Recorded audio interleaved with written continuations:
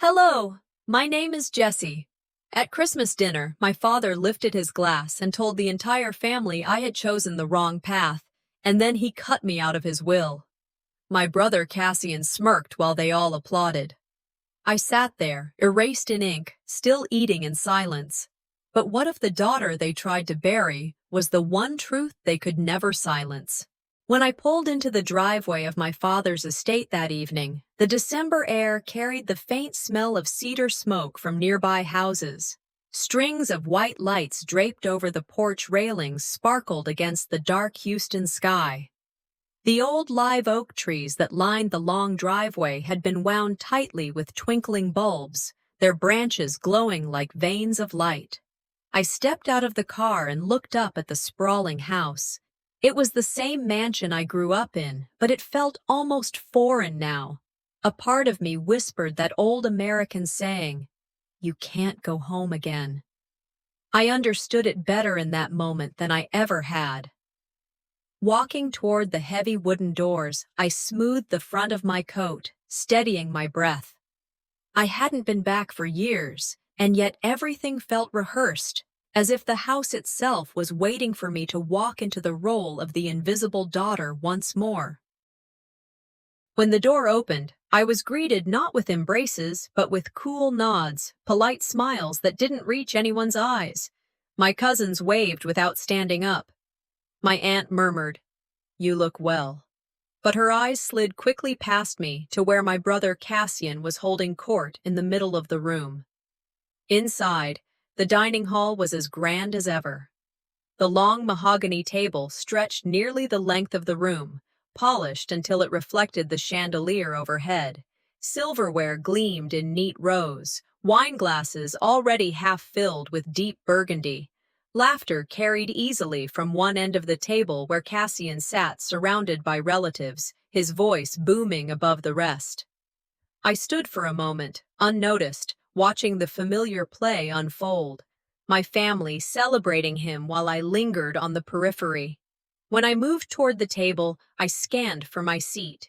My eyes darted across the neatly printed name cards, each carefully placed. Thurston, my father, at the head. Cassian to his right, near the firelight. My mother opposite him. Aunts, uncles, cousins, all arranged in descending order of importance. Then I saw mine, not near the center, not even in the outer circle of cousins, but at the far end, tucked against the kitchen door. A draft of cold air crept in whenever the servers passed. I stood there a moment, the sting sharp. My father hadn't said a word yet, but the seating chart said everything. Position at the table often tells you the position in the family. They had written me out without ever raising their voices. Taking my seat, I felt the quiet insults settle in. My chair wobbled slightly on the stone floor, another reminder of its placement at the edge. My fork and knife were laid out, but I could see faint marks on the linen, as though another card had once been there. Leaning forward, I noticed a faint smudge. My name had been written, then scratched out, replaced later with this card at the far end. I didn't need proof to know who orchestrated it. Cassian thrived on these small humiliations. Or perhaps father had ordered it himself. Both were equally possible. My chest tightened, but I reminded myself of a piece of advice once given by a mentor. Respect isn't demanded at the table, it's taken by presence. Conversation floated above me like smoke, never quite touching me. They discussed Cassian's latest business expansion, a cousin's engagement, the golf course father had invested in. I tried to interject once, asking my uncle how his law practice was going, but he offered only a quick smile and shifted back to Cassian without answering. It was as though my voice dissolved in the air before reaching their ears. "Jessie," my aunt finally called down the table, her tone falsely sweet. "What are you even doing these days?" The way she asked made it sound less like curiosity and more like a challenge, as if my life's worth could be summarized in one sentence. I lifted my chin, giving her a polite smile. Working, traveling, living fully. Her eyebrow arched. Oh, nothing too taxing, I hope? Still waters run deep, I replied evenly, letting the phrase settle in the silence that followed. She blinked, unsure how to continue, before turning back to her wine. The exchange left me oddly calm. I could feel their subtle barbs aim to diminish me, but I refused to shrink. Instead, I studied each face, noting the faint smirks, the sidelong glances. Small humiliations, I realized, sometimes cut deeper than outright insults, because they were meant to remind you of your place without anyone having to say it aloud. As the evening wore on, my mind drifted back to another Christmas long ago. I was a girl then, sitting at this very table, eager to share my ideas about college. My father had silenced me with a single command: let the men talk. That night, I had swallowed my words, ashamed of my eagerness. The memory pressed against me now, sharper than ever. But tonight was different. I wasn't that girl anymore. I was older, hardened by years away, and no longer desperate for approval that never came. They thought pushing me to the edge of the table would push me out of their world. They had no idea who I had become. The clinking of silverware quieted suddenly. My father, Thurston, slowly rose from his chair at the head of the table, lifting his glass of wine. His posture was impeccable, his expression unreadable. The room fell silent, every eye fixed on him. I set down my fork and steadied myself. Whatever came next, I knew. It was only the beginning. My father's glass hovered in the air, catching the glow of the chandelier, the crimson wine reflecting back at me like a warning. His voice was calm, even measured, but it carried that sharp undertone I had known all my life. "Jessie," he said, "you chose the wrong path. All that effort, all those years, and nothing to show for it. You wasted your potential." The words struck with precision. The clinking of forks on china slowed, then stopped. All eyes turned toward me, but not with sympathy, more like quiet agreement. Several heads nodded almost instinctively, like the statement was simply confirming what they had already decided long ago. I drew in a slow breath, setting my hands on the table to steady myself. Inside, I burned, but on the surface, I stayed composed.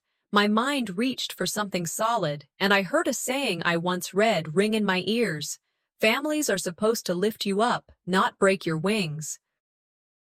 I swallowed down the sting, not because his words were true, but because reacting in anger would give them exactly what they wanted. Instead of snapping back, I simply looked at him, calm but unwavering. The silence stretched, uncomfortable, until someone forced a laugh and conversation picked up again. I kept my shoulders straight, letting them know without words I was not broken. The talk shifted quickly to Cassian. My father asked about his new business deal, his latest acquisition. My cousins leaned in, eager to hear the details. Cassian's wife chimed in with stories of their travel, her bracelets clinking with every gesture. I sat there, excluded but listening, the conversation flowing around me like I wasn't even in the room. One cousin, a smirk tugging at his lips, leaned back in his chair. "Some people keep trying but never quite make it," he said, glancing deliberately in my direction. Laughter rippled around the table. It wasn't loud, but it was cutting. Not one of them defended me, not one asked them to stop. That silence from the rest of the family hurt more than the jab itself. I kept my expression neutral, though my jaw tightened. Inside, the anger simmered, but I reminded myself, silence can be louder than any argument if you know when to hold it. I would not give them the drama they were hoping for. Their laughter faded, and the clink of glasses replaced it, but the mood had shifted. I could feel the subtle tension lingering in the air. A few moments later, as the servers cleared away empty dishes, I caught the low murmur of two relatives seated a few chairs away. They hadn't intended for me to hear, but every word carried clearly enough. "She probably came back because life out there failed her," one said. "Of course," the other whispered back. If she had anything worth showing, we'd have heard about it. I froze, my fork hovering above my plate. The casual cruelty of it struck deeper than my father's pronouncement. They weren't angry at me, they simply dismissed me, erased me in their own minds. That was worse. I lowered my gaze, steadying myself. I didn't let them see me flinch. Instead, I studied their faces, memorizing the smug satisfaction in their expressions. That was all I needed, reminders of who they really were. Inside, I told myself, the more they talk, the more they reveal who they are, not who I am. That thought gave me strength, a strange sense of clarity. They had just given me proof that I no longer needed their approval, because their judgment was shallow, their vision limited. Then someone across the table asked me, almost carelessly, "So Jessie, what are you doing now? Must be something different since you came all the way back." All eyes drifted back toward me, waiting for me to stumble, to fumble through an explanation. I let the pause linger just long enough to hold their attention. Then I answered, calm and poised. "I've been working on projects that matter to me. Not the easiest path, but the right one." I offered a small smile. Sometimes the wrong path leads to the right destination. A hush fell. A few averted their eyes, unsure how to respond. One cousin frowned slightly, sensing there was more behind my words than I was revealing. Cassian, however, scoffed, rolling his eyes. "Always with the riddles, Jessie," he muttered, dismissive. But I could see the discomfort ripple, however briefly. They wanted me to sound uncertain, but instead I sounded confident. That was my quiet victory. Inwardly, I thought, they think silence is weakness, but silence is often strategy. The dinner carried on, the room filling again with laughter and conversation. I sat, responding when spoken to, keeping my tone polite but firm. Yet inside, I could feel the storm building, each slight adding weight. I reminded myself that these small humiliations were only the beginning. My father hadn't raised his glass just to make a passing remark. This was only the first strike. There would be more, harsher blows waiting, and they were preparing to deliver them. But I wouldn't let the night end the way they expected. I would not leave feeling crushed or erased. As I sat there, a strange calm settled over me. Patience. That was my weapon tonight. I would sharpen it, let them reveal their true selves, and when the time was right, the balance would shift. A storm doesn't announce itself. It gathers quietly until it breaks. I glanced down the table and saw Cassian lean toward Father, whispering something low in his ear. Father nodded slightly, a smug glance flashing across both their faces. I gripped my fork tighter, bracing myself. They hadn't even begun to strike yet. The clinking of silverware and murmurs around the table blurred together as I let my eyes wander away from the chatter about Cassian's newest real estate venture. My gaze drifted to the walls of the dining hall, where decades of family portraits lined the paneled wood.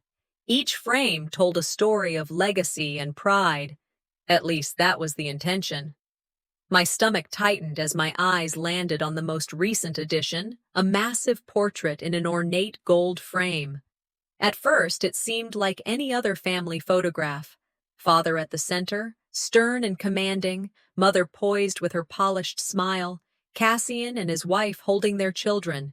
The image was polished to perfection, every detail curated. But I wasn't in it. Not at the edge, not faded in the background, not anywhere. My absence was deliberate. I froze, a chill spreading despite the warmth of the fireplace nearby. The wall tells the story they want the world to believe, and I'm not in it, I thought bitterly. An old phrase came to mind. A picture is worth 1,000 lies. That canvas didn't just exclude me, it rewrote the family history, presenting a version where I never existed. I turned back to my plate, blinking hard, but the sting lingered. My father's decision to erase me wasn't confined to paperwork or whispered remarks at dinner. It was etched in paint, framed in gold, displayed for every visitor to admire. As I sipped from my water glass, a memory rose unbidden. Years ago, I had poured my energy and savings into creating a scholarship for underprivileged students in Texas. It was something I was proud of, a chance to give opportunities I never had. I remembered standing in front of a small crowd at a community center, announcing the fund with genuine hope in my heart. But only a few months ago, I had stumbled across a news article. The scholarship had been quietly renamed, the Cassian Foundation. His name plastered over my work, my effort erased with the stroke of a pen. The humiliation of seeing my name stripped away had felt like a theft far deeper than money.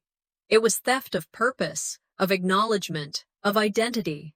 Just like that portrait on the wall, my contributions had been swallowed and reshaped into Cassian's myth of success. They don't just ignore me, I thought bitterly. They rewrite me. A burst of laughter brought me back to the present. A cousin across the table leaned in, smiling at Cassian. That scholarship you started, the Cassian Foundation, it's remarkable, truly generous of you. The words twisted inside me like a blade. I clenched my jaw, steadying myself. I could have spoken up, could have corrected the record, but I didn't. Not yet. Instead, I forced myself to remember the advice of an old professor. The truth doesn't need to shout. It waits. I smiled faintly, tilting my head as if the conversation didn't sting. Let them applaud his false generosity. Let them build his pedestal higher. The fall would be all the more spectacular. Cassian leaned back in his chair, soaking in the praise, his grin smug.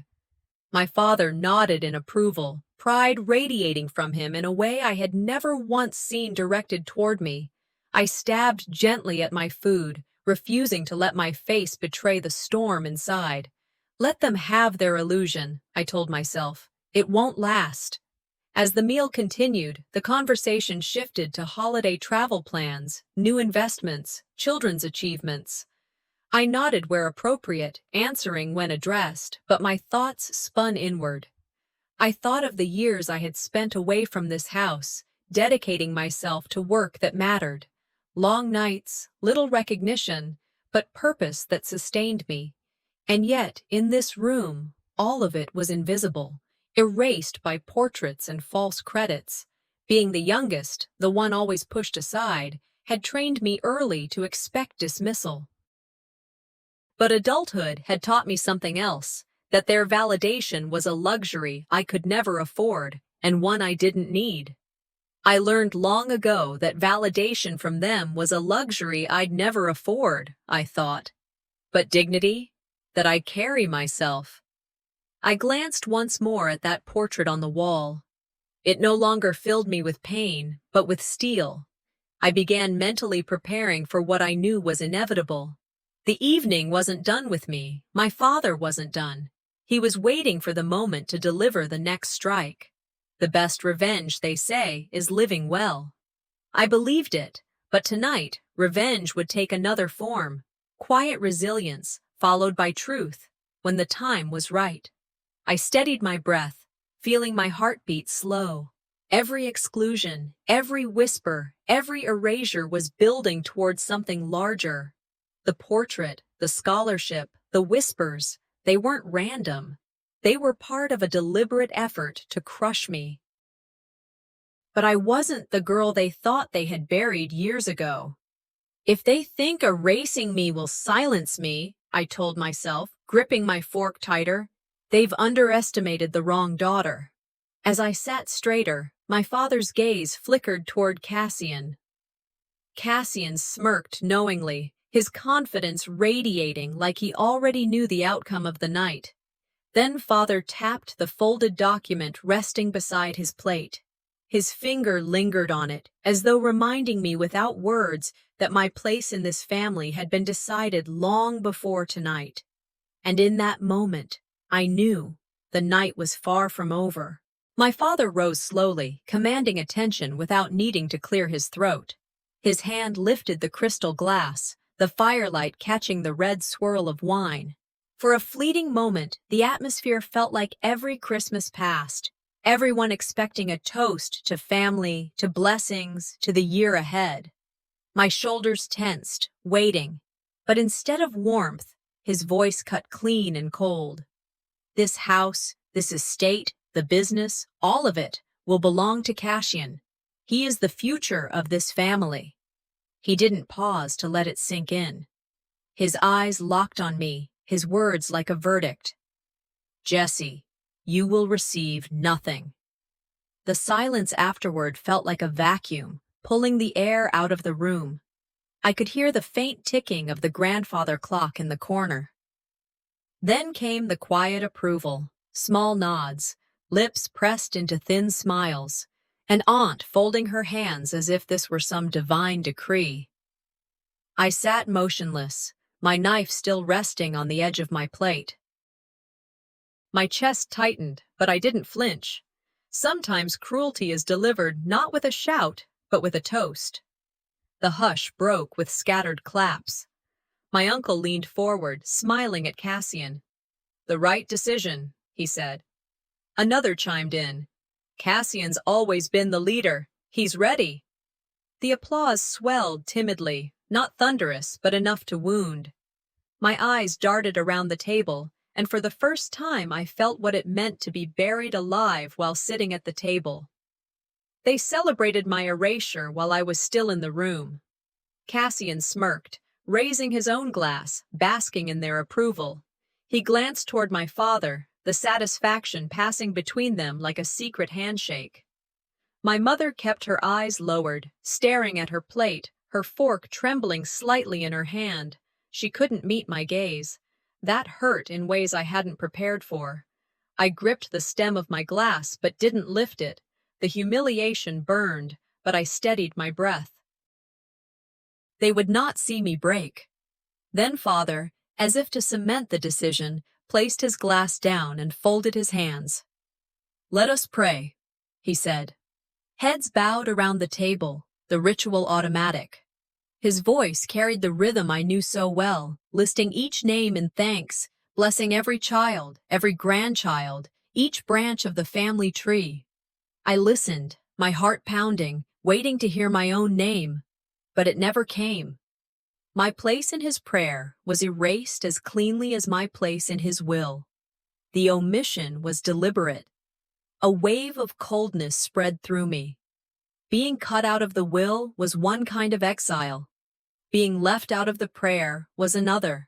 A spiritual exile, a declaration that I no longer existed, even in his faith. Exclusion is the cruelest form of violence, I thought. I whispered silently to myself, grounding my dignity in words only I could hear. It was the only way to keep from shattering in that moment. When the prayer ended, people lifted their heads, murmuring, Amen. I lifted my fork, steady, deliberate, and took another bite of turkey. My family expected tears, protest, a raised voice. I gave them none of it. My knife sliced smoothly through the meat, the rhythm of eating my only shield. A cousin glanced at me curiously, as if confused by my composure. Cassian couldn't resist. Still hungry, Jessie? He asked lightly, his tone laced with mockery. I looked at him, my voice even. Hunger keeps you alive. Arrogance gets you killed. The room fell silent for a beat, eyes shifting between us. Cassian's smirk faltered, if only slightly, before he laughed it off and turned back to his admirers. But the silence I had left behind lingered. Inside, I thought, power isn't always in words. Sometimes it's in refusing to give them the scene they want. I resumed eating, calm and unshaken. Each motion of the fork and knife was deliberate, a message. I was still here. As I chewed, I reflected. This verdict was only the beginning, an opening shot. They thought they were writing my ending tonight, sealing my erasure with a glass of wine and a prayer. But they hadn't read my next chapter. The table hummed again with conversation, but I didn't listen. My mind had shifted, preparing, sharpening. I would not let this night define me. My father folded the papers slowly, with finality, sliding them into a leather folder at his side. His gaze lingered on Cassian, who sat tall, smiling smugly, and I knew this was only Act 1 of their plan. The legal papers had barely been folded and tucked away when Cassian leaned back in his chair, his wineglass in hand, his grin spreading wide. He waited just long enough for silence to drape over the table like a heavy curtain, and then he struck. "You were never part of this family's history," he said, his voice smooth, calculated. The words landed sharper than the edge of a blade, the kind of sentence designed to cut deep, to echo louder than the room itself. A few relatives chuckled uneasily, unsure if they should join his cruelty or pretend they hadn't heard. Others smirked openly, emboldened by my father's earlier decree. A few avoided my eyes altogether, unwilling to look at the target of the insult. I sat still. My chest tightened, but I refused to let him see the sting. The cruelty wasn't in the words alone, it was in the setting. I was sitting at the same table where I had once celebrated birthdays and Christmas mornings, and now I was told I didn't exist in the very fabric of the family. To be erased while still present, that was the knife twist. Cassian leaned in, basking in the moment. He wanted my outburst. He wanted me to shatter so they could all nod and say, "See? That's why she doesn't belong." Instead, I raised my eyes and locked them on his, steady and unyielding. Not a word, not a twitch of my lips, just silence. The room held its breath. For a moment, I let the stillness speak louder than anything I could have said. Finally, I set my fork down and spoke calmly. "History isn't written by those who inherit," I said evenly. "It's written by those who endure." The air shifted instantly. Relatives glanced at one another, uncertain whether to scoff or to acknowledge the weight of the words. The silence stretched, longer than anyone expected, until a nervous laugh broke it from one of the cousins. Inside, my thoughts sharpened. They expected me to crumble. They didn't expect me to think.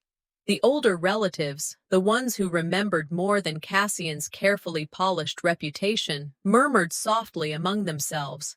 Not loudly enough to defend me, but enough to signal discomfort with his cruelty. The moment unsettled them, and I saw it.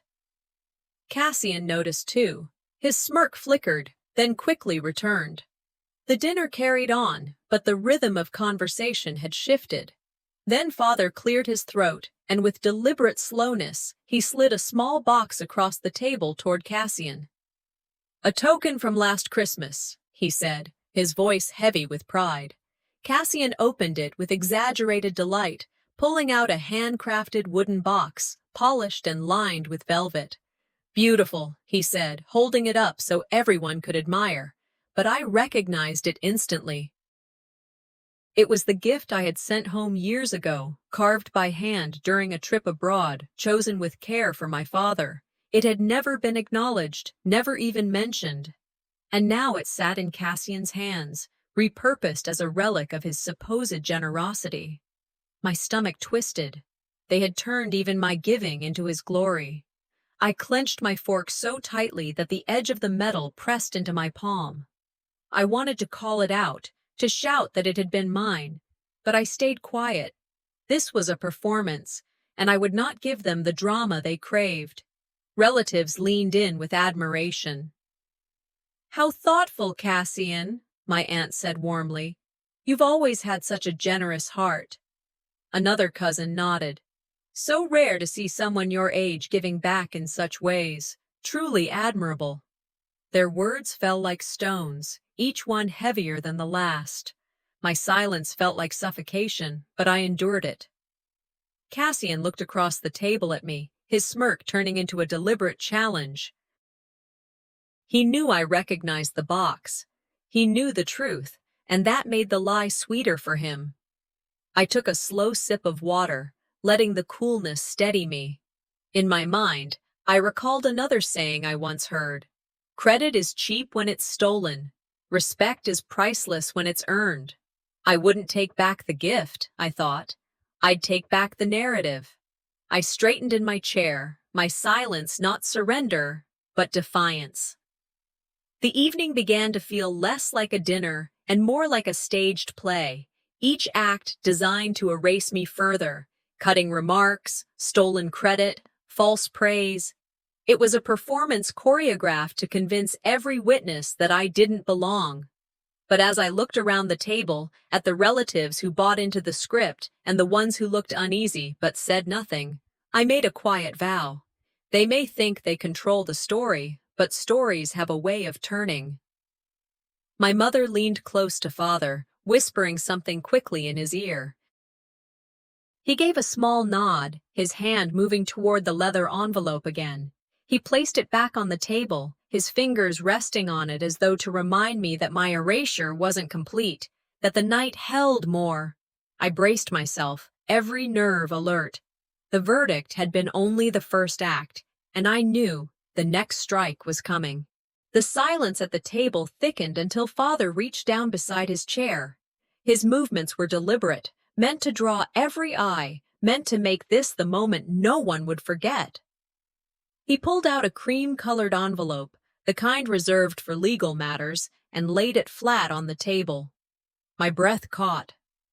"Let's put an end to any uncertainty," he said, sliding a pair of reading glasses onto his nose. He unfolded the pages, the crisp crack of paper loud in the stillness. Then his voice, measured, unhurried, spoke what I already knew was coming. "The entirety of the estate, business holdings, and financial accounts will pass to my son, Cassian." His eyes scanned the page, then deliberately sought mine. "As for Jessie, she will receive nothing. Effective immediately, her name is removed." My chest tightened. Then came the final act of cruelty. He drew a pen from his jacket pocket and, in front of everyone, struck through my name with a single dark line. Paper cuts deeper when it carries your name. Around me, whispers rippled. Some relatives nodded with quiet approval, as if a burden had been lifted. Others shifted uncomfortably, their eyes darting away from mine, unwilling to share the moment of humiliation. Cassian leaned back in his chair, a smirk spreading as he lifted his glass like he had just been crowned. I sat frozen, but not collapsed. The blow was clean, surgical, meant to erase me with ink. I forced myself to breathe, to steady my expression. "Money doesn't change people," I remembered hearing once. "It only reveals them." Cassian's glass clinked against his wife's, his smirk widening. "To the future," he said. A few relatives chuckled nervously and raised their glasses too. Inside, I whispered to myself. What they thought was the end of me was the beginning of my silence sharpening. I swallowed, keeping my hands folded on my lap. They thought my absence from ink and prayer would weaken me. They hadn't learned. My strength lived in the places they couldn't touch. Then came the next sting, sharper because of who delivered it. My mother leaned slightly toward me, her voice barely audible above the clatter of cutlery resuming. "Please," she whispered, "just stay quiet. Don't embarrass the family." Her whisper wasn't comfort. It was complicity. The words hit harder than the ink across my name. Childhood flashed before me, moments where I looked to her for protection and found silence instead. Times when father dismissed my ideas and she stared down at her knitting or her glass of wine, pretending not to hear. Now, in this moment, she whispered not to defend me, but to ensure his narrative remained intact. I kept my face neutral, but inside I felt the floor drop away. Abandoned completely, not by an enemy, but by the one who should have been my shield. Still, I lifted my fork again, each movement deliberate. Every bite was a performance of composure against erasure. Cassian, never satisfied, leaned in with mockery dripping from his voice. "Still hungry after losing everything?" I set my knife down with care, lifted my eyes to his, and replied evenly. "Hunger keeps you alive. Arrogance gets you killed." The words cut clean. The table stilled, silence heavy for one long beat. Cassian blinked, caught off guard before forcing a laugh, but the message lingered, unshaken. I wouldn't let them see me bend, I thought. Not even an inch. The conversations resumed, weaker this time. I chewed slowly, each motion an act of defiance. As I sat there, I reflected. They had drawn their line in ink. They had declared me erased. But I would not fight them on their stage. I would not rip the paper back. I would outlast it. Ink fades. Truth doesn't. Father folded the will neatly, sliding it into his jacket with a look of grim satisfaction. But as he tucked it away, his hand trembled. Just slightly, just enough for me to notice. And in that tremor, I saw the first crack in his certainty. The table hummed again with small talk after Father's declaration, though the words felt strained, hollow, like notes played on an out-of-tune piano. Forks scraped against plates, wine glasses clinked, and laughter bubbled up in uneven bursts, but none of it masked the smug glances Cassian threw in my direction. His allies, an aunt here, a cousin there, looked at me with the same kind of satisfaction someone wears when they think a battle has already been won. I kept my eyes on my plate, though I saw it all. They thought I was finished, I told myself. But silence isn't surrender, it's strategy. The unease in my chest settled into something firmer, sharper. Anger, yes, but anger tempered with watchfulness. I wasn't beaten. I was waiting. As conversation flowed around me, my ears caught one particular exchange. A cousin leaned toward Cassian, his voice full of admiration. "What you've done with that scholarship fund is inspiring," he said. "Supporting students who'd never get a chance otherwise. It's generous beyond measure." My breath hitched. I froze. That fund had been mine. Years ago, I had scraped together every resource, every contact, every bit of energy to build it for underprivileged Texas students. It had been my vision, my work, my sacrifice. Now I listened as my cousin credited Cassian for it, as if it had always been his. They not only erased me, I thought, fury pulsing under my skin, they recycled me into him.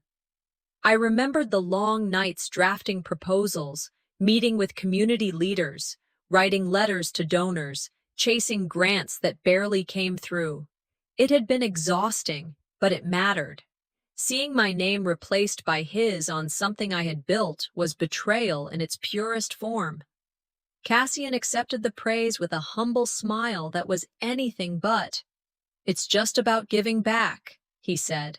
His eyes flicked to mine, smug, daring me to expose him in front of everyone.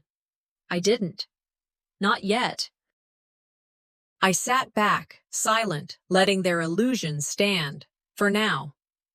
Later, as the servers cleared away plates, my eyes caught a folded piece of paper on a side table near the door. Curious, I reached for it discreetly. It was one of the printed dinner invitations sent to the extended family. I scanned down the list of names. My heart tightened when I saw it. My name wasn't printed as family. It was listed simply as guest. Even ink had been instructed to forget me. The humiliation settled heavy, not in a dramatic blow, but in the cold, bureaucratic efficiency of it. On paper, I had already been removed. I folded the invitation carefully, sliding it back where I found it. I didn't show my reaction, but inside I added it to the ledger of offenses I was quietly keeping. Seat at the edge, name cut from the will, scholarship stolen. Now even the invitation redefined me as an outsider. Each act built the case, not for them, but for me. The conversation at the table shifted toward Cassian again. They praised his leadership skills, his vision for the future of the family company. Words like legacy and strength circled the air, each one meant to crown him. I lifted my glass slowly, offering a small smile. Funny, I said, my voice calm but edged. How the future is written by those who borrow from the past. A few relatives shifted uncomfortably. One uncle coughed into his napkin. They heard the double meaning. Cassian shrugged it off with an exaggerated laugh. Always the philosopher, Jessie. You never did understand how business works. I didn't reply. I didn't need to. My words had landed where they needed to, and silence was the best answer to arrogance. As I listened, I realized the evening wasn't about humiliation alone. It was a performance. Every act, every slight, every stolen credit was part of a deliberate script designed to bury me twice, once in the eyes of the family and again in the history they were rewriting. But I didn't see defeat. I saw evidence. They had shown their hand too openly, and in their eagerness to erase me, they revealed the cracks in their own story. They wrote me out of their history, I thought, the fury now sharpening into resolve. I would rewrite their ending. I set down my glass, locking eyes with Cassian across the table. He grinned, tapping the side of his glass with a fingertip, brimming with confidence. He thought he had already won. I let the faintest smirk tug at my lips. He didn't know what was coming, and that was the moment I decided they would regret underestimating me. The servers moved quietly in and out of the dining hall, clearing plates, refilling glasses, performing their duties with the kind of precision you only notice when something goes wrong. And it did. As one of the younger staff leaned toward me, he murmured, "Excuse me, miss, could you help bring out the dessert trays?" The words hit me like a slap. For a second, I thought I'd misheard. But no, the staffer had mistaken me for one of them. My cousins stifled laughter. A couple of aunts exchanged smirks, and others deliberately avoided looking in my direction. No one corrected him. No one said, "She's family." When strangers mistake you for less, it's painful. When family lets them, it's unforgivable. I sat there, heat rising in my chest, and forced myself to stay silent. That moment cemented what I already knew. This was no accident. The humiliations weren't random. They were orchestrated. The simmering fury inside me shifted into something sharper. Enough silence. It was time to end their little theater. I heard a voice in memory, words once told to me by a mentor I respected. Truth doesn't shout, it simply stands, and the world must face it. Tonight, I would let truth stand. When I looked across the table, I noticed Alaric, my father's oldest friend, seated near the end. His sharp eyes caught mine, and he gave a barely perceptible nod. Then he shifted his phone in his hand, just enough for me to see the glow of the screen. The energy in the room shifted instantly.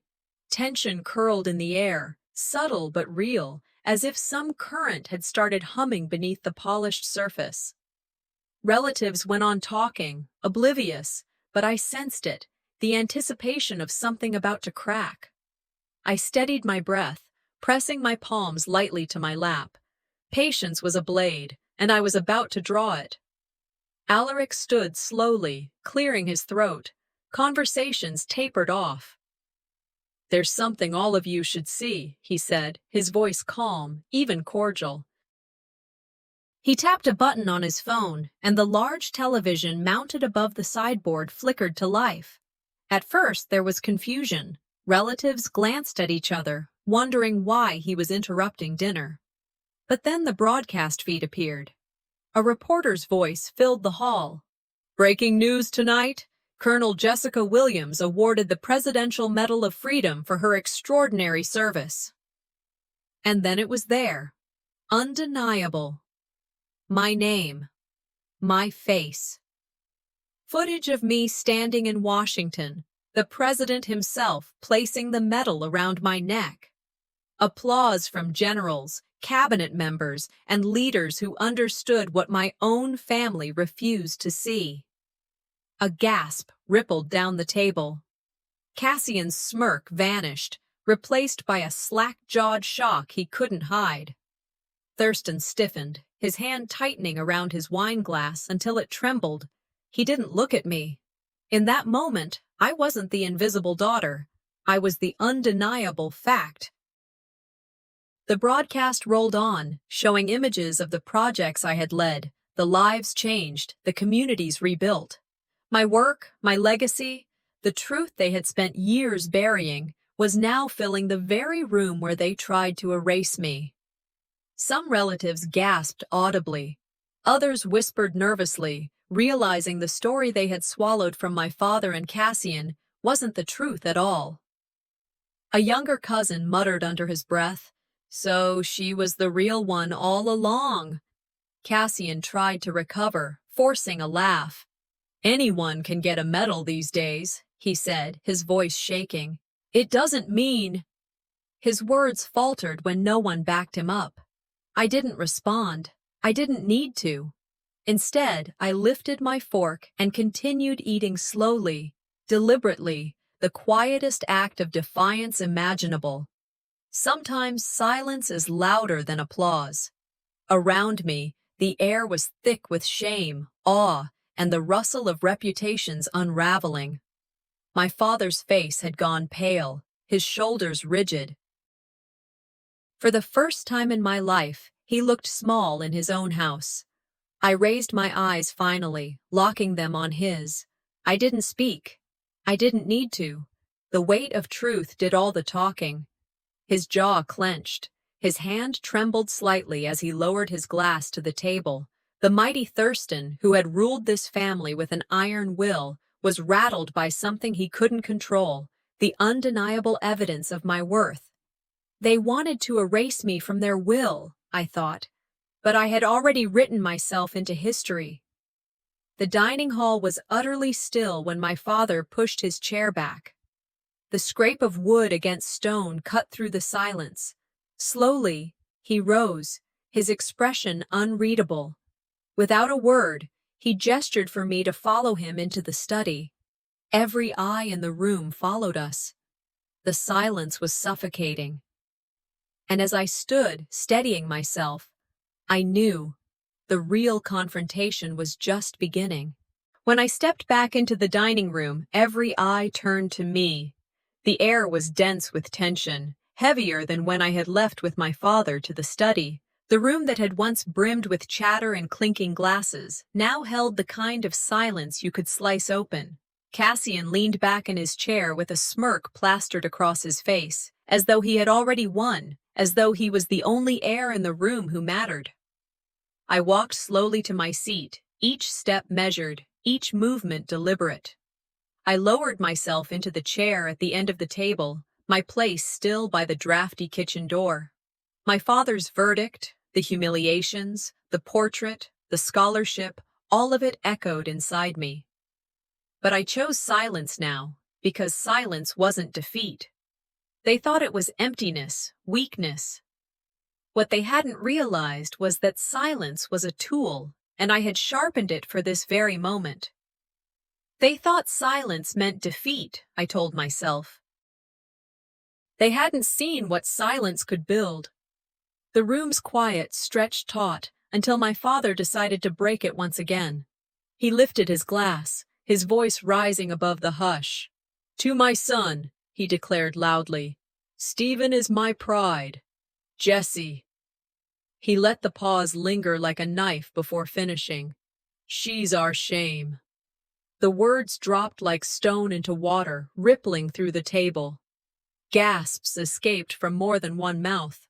A cousin shifted uncomfortably in her seat, while another uncle cleared his throat but said nothing. Cassian leaned back farther, smugness radiating, feeding off the public shaming as if it were applause.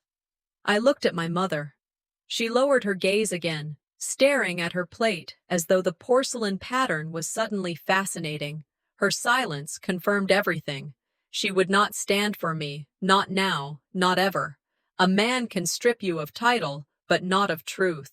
Heat surged in my chest, rage pounding, humiliation reaching its peak.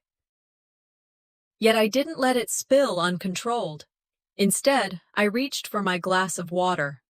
I lifted it slowly, letting the silence expand again. My voice, calm but cutting, broke it with precision. Legacy isn't inherited, it's earned. The words fell heavy, each syllable weighted with truth that no one could deny. The effect was immediate. Forks stopped midair. Conversation died. Even the faint hum of the heater seemed muted. Cassian's smirk faltered. He stuttered, searching for words. That's... Anyone can say that. You think a sentence like that means something? His laugh was forced, his voice cracking. It's nothing. But the damage was done. I had said fewer than 10 words, and yet I had said everything. I held my father's gaze, unflinching. He stared back, his jaw tight, his hand trembling ever so slightly as he clutched his glass. The silence was unbearable for everyone else. I could see them shifting in their seats, unable to look directly at either of us. But I let it sit, let it hang, because silence after truth is its own weapon. A cousin near the middle of the table whispered, not quietly enough. She's the only one with real courage. Heads turned sharply, but no one contradicted it. Cassian's face flushed red, blotches creeping up his neck. His arrogance cracked, the polished mask slipping as anger replaced smugness. He opened his mouth again, but nothing coherent came out. He looked less like the heir and more like a spoiled child denied a toy. My father shifted in his chair, trying to straighten his posture, but the trembling in his hand betrayed him. He had always projected control, authority. Tonight, it slipped through his fingers like sand. I placed my glass back down gently, picked up my fork, and resumed eating. Every movement was calm, composed, reclaiming dignity with each bite. I didn't need their applause, I thought. Their silence was enough. Around me, whispers passed like small storms, relatives reevaluating what they thought they knew. Some looked at me with newfound respect, others with fear. But they all saw me differently now. The invisible daughter wasn't invisible anymore. Power had lived at the head of the table for as long as I could remember. Tonight, it moved. The quiet was broken abruptly when Cassian slammed his glass onto the table, wine sloshing over the rim. His face twisted with frustration. "This isn't over," he spat, his voice low but laced with venom. I looked at him, calm as stone, and said nothing. My silence was louder than anything I could have spoken, and in that silence he realized I was the storm he never prepared for. The dining hall still reverberated with the silence left behind by my words. Forks sat untouched, wine glasses half raised but frozen in midair. I could feel the weight of every eye pressing down on me, not with derision this time, but with an unease they didn't know how to name. Cassian's smirk was gone, replaced by a tightness around his mouth, the first crack in his self-assured mask. I sat straighter, my hands steady as I picked at my food, reclaiming the simple act of eating as mine. Silence wasn't peace. It was wreckage after a bomb, and the fragments of their pride lay scattered across that table. Father tried to steady the ship. He tapped his glass, his old trick to reclaim attention, but this time, his voice wavered. "Let's not lose our civility," he said, attempting a smile that faltered at the corners. "This is still Christmas." His authority, once unquestionable, now felt like a hollow performance. Relatives exchanged glances. The patriarch's image, the man they had feared or revered, had slipped in plain sight. The first ripple of consequence came not from words, but from a sound, an insistent buzzing from a phone on the table. Then another. Cousins whispered, scrolling quickly through screens. One finally blurted out, "It's on the news already." My chest tightened as I realized what they were seeing. The video clip Alaric had shown was circulating beyond these walls. Headlines flashing, Colonel Jessica Williams honored at White House. The truth was already sprinting past the gates of this house. Truth has wings, I thought. and lies crawl. Cassian's face reddened, his earlier bravado evaporating as he snatched his phone from the table. His eyes darted back and forth across the screen, his jaw clenched. He knew what this meant. His carefully crafted image, bolstered by Father's favor, was unraveling in real time. Father's face went pale. He didn't need a phone to understand the danger. His reputation had always been his currency. Now, with a single broadcast, his authority was being weighed and found wanting outside these walls. Whispers spread. "Did you know? Why didn't they tell us?" Some family members leaned toward each other, the loyalty they once showed to Cassian cracking under the pressure of truth. It was then that Damaris, my old friend from years ago, rose from her chair. No one expected her to speak, least of all me. She cleared her throat, her voice steady. "I've known Jessie since we were teenagers. I watched how this family treated her. I saw her work herself to the bone to build what Cassian now takes credit for. You all know it's true, even if you pretend not to." Gasps swept the table. The weight of an outsider's testimony, unbiased and undeniable, landed harder than anything I could have said. I froze, a swell of gratitude and vindication rising in me. It wasn't my voice that condemned them, I thought. It was the voice they couldn't silence. Cassian sprang up, his chair scraping against the floor. "She's lying," he barked, but the desperation in his voice betrayed him. "She doesn't know anything. She's just here to stir trouble." Damaris didn't flinch. "I know enough, and now so does everyone else." Relatives murmured louder now, some embarrassed, others emboldened. One uncle shook his head. "I always wondered why Cassian's stories never quite added up." Another aunt whispered, "She's right. Jessie never bragged, but she worked harder than all of them combined." Cassian's face twisted with panic. His earlier confidence collapsed into incoherent sputters, every protest weaker than the last. Father struggled too. His hands trembled visibly as he set down his glass. He opened his mouth to speak, but no command came. For the first time, I noticed relatives glancing at him with doubt, not fear. The king wasn't overthrown, I thought. He crumbled on his own throne. Cassian slammed his fist against the table. "You're betraying us!" he shouted at me, as if my existence was treachery. His outburst rang desperate, not strong. I didn't move. I didn't raise my voice. I simply let his rage burn itself out in the silence. Every word he yelled dug his own grave deeper. Around the table, no one rallied to him. No one rushed to defend Father's authority. The tide had turned. I lifted my glass calmly, taking a sip of water as though nothing had happened. Inside, I felt a grim satisfaction. But it wasn't triumph alone. It was clarity. Their humiliation tonight wasn't enough. Pride demands a price, and tonight the bill had only begun to arrive. Shareholders, community leaders, neighbors, word would travel fast. Lawsuits, power struggles, public shame. It was all waiting outside these walls, and I didn't have to lift a finger to make it happen. They thought tonight would bury me, I thought. But it buried them. I locked eyes with Cassian, his face pale and desperate now, all arrogance stripped away. Father sank lower in his chair, the years weighing heavy on him, looking older than he had only hours before. And as I watched them collapse under the weight of their own pride, I knew the night wasn't finished collecting its debt. The study door shut with a heavy thud, muffling the restless whispers from the dining hall. I stood still for a moment, taking in the room. The air smelled of old leather and pipe smoke, even though Father hadn't smoked in years.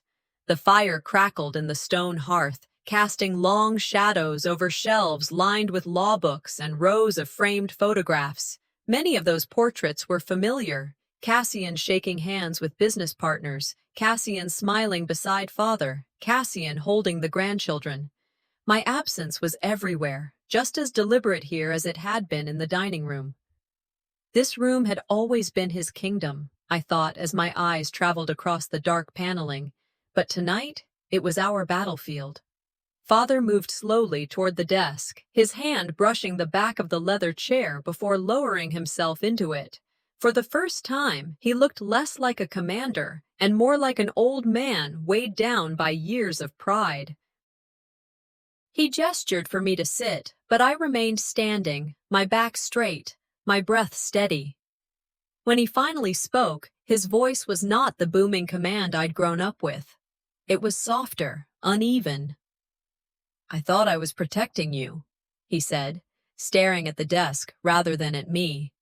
"By cutting you out, by keeping you away from all this." His hands trembled as he folded them together. His eyes finally lifted, and for the first time, they didn't pierce through me. They wavered. "It wasn't protection," I said quietly, though my voice carried enough to cut through the thick silence. "It was erasure." Memories pressed against me like unwelcome guests, birthdays overlooked, achievements ignored, the scholarships I had built renamed, the portrait where I no longer existed. Every act, every silence had accumulated into this moment. His shoulders slumped. "You don't understand. The world," I interrupted, my tone sharper now, my words measured but firm. "You didn't protect me from the world. You protected your world from me." The weight of it hung between us. For the first time in my life, he had no defense ready, no lecture rehearsed. His lips parted, then closed again, as if the truth had stripped the language from him. "For years," I continued, "you crushed my opportunities before I could even reach them. West Point, my foundation, even a seat at your table. Every time you told yourself you were saving me. But the truth is, you were saving yourself from a daughter who didn't fit the story you wanted to tell." The fire popped in the hearth, breaking the silence with a spark. He looked smaller now, diminished in his own study, like the chair was swallowing him whole. His hand covered his mouth for a moment before he whispered, "I was wrong." I froze, hearing words I had never imagined leaving his lips. His eyes glistened, and a tear slipped down the hard lines of his cheek. And yet, instead of triumph, I felt a weight heavier than anger. There was no victory in hearing the confession this late. It carried no repair, no healing. It was too late, too broken. An apology can stitch a wound, I thought, but some scars never fade. I studied his face. This man who had towered over me all my life, now frail in the shadow of his own mistakes. I didn't feel anger anymore. I didn't even feel pity. What I felt was clarity. I straightened, my voice steady. "I don't need your blessing. I never did. My life has already blessed me." His head bowed, as if the truth itself had forced it down. I turned toward the door, each step deliberate. My hand rested on the brass knob, cool beneath my palm. From behind me, his voice came again, soft, almost broken. "Jessie." I closed my eyes for a moment, steadying myself, but I didn't turn. Some doors are meant to stay closed. When I stepped back into the dining hall from the study, the fire's warmth seemed dimmer, though nothing in the room had changed. Every relative turned their head as I entered, conversations faltering into silence. They watched me as though I were no longer the ghost at the edge of their table, but something heavier, something they hadn't expected to survive the night. I walked with deliberate calm. My footsteps echoed softly on the polished floor, each one a reminder that I wasn't here to ask for permission or beg for place. I slid back into my chair at the far end of the table, the draft from the kitchen still brushing my shoulder, yet it felt different now. I didn't come back to plead. I came back to close the book they tried to write for me. Father stayed seated, hunched, his gaze fixed on the flames instead of me. Cassian shifted uneasily, the smirk that once came so easily now missing. Around us, my relatives murmured faintly, but the weight of the moment pressed them quiet again. I let the silence stretch before I spoke. Legacy isn't what you leave in a will, I said, my voice steady, firm. Legacy is what you leave in people. The words settled across the room like a verdict of my own. Eyes widened, heads turned toward Cassian, and I could feel the realization ripple. Every false credit, every stolen accolade he had worn now looked like a borrowed suit, ill-fitting and obvious. I turned directly toward him. You've worn my work like it was your own, but people know now, and they'll remember whose hands built it, whose sacrifice made it real. A hush fell again, followed by whispers. She's right. I wondered about that scholarship. The truth, ignored for years, was no longer containable. Father stayed silent, his face drawn and pale. His authority, once ironclad, now looked like brittle glass. Then, from the children's end of the table, a small voice rose. Isolde, my young niece, who had been watching with wide eyes all evening, spoke softly but firmly. Aunt Jessie, she said, her words trembling but clear, I want to be like you when I grow up. The innocence of it pierced deeper than any of my speeches. A hush fell so heavy you could hear the fire crackle. Her words carried no malice, no agenda, only truth. I felt my throat tighten. The next generation had spoken, and she chose the truth, I thought. My heart swelled with a bittersweet ache. This moment was heavier than any medal, louder than any broadcast. I reached across and squeezed her hand gently. Then be brave, Isolde, I whispered back, because that's all it takes.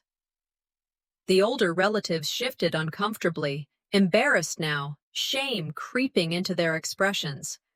Their silence was an admission. They knew they had backed the wrong legacy. And outside these walls, consequences were already taking shape. I imagined the phones buzzing, the whispers spreading across boardrooms and shareholder meetings. Father's weakness had been laid bare. Cassian's false accomplishments had been stripped down to hollow stories. Their punishment wasn't mine to deliver, I thought. It was already in motion. Justice doesn't always roar. Sometimes it whispers in ruined reputations, in phone calls unreturned, in invitations rescinded. And I could already hear that whisper building. Father's glass trembled in his hand. Cassian looked at me, desperate, his earlier arrogance drained. The dynasty they had built on control and illusion was crumbling, and I hadn't raised a single hand to do it. I sat straighter, breathing deeply. Closure wasn't loud. It was steady. I no longer needed validation from this family. My life had already given me all the blessing I needed. I had been the erased daughter. Tonight, I became the legacy they couldn't bury. I stood slowly, the chair's legs scraping softly against the stone floor. Walking past the long table, I reached for Isolde's hand. She slipped it into mine without hesitation. Together, we turned toward the door. The family watched in silence, every gaze heavy with the knowledge that something had shifted forever. Cassian's smirk would not return, Father's command would not recover, and my name would never again be erased. And as I stepped out into the cold night, I carried with me not their inheritance, but my own legacy,